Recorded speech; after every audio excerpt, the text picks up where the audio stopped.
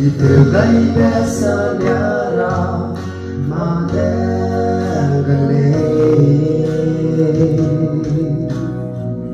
Heavy daddy Bemadaga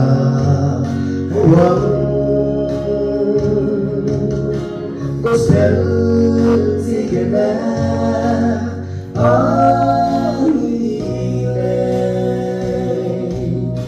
Walay kong iswa ng mga gazelle Sige magsabang daw lang Hey, I want to desire Ihamoy ko ang madali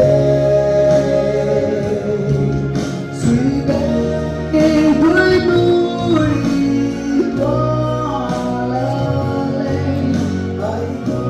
sa hungatan ang iswa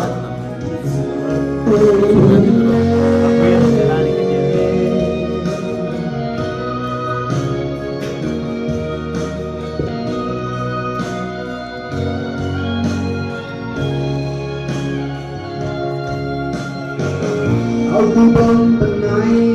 tinsibigan sa Mình chú tiếng xe bé bên trong sự lâu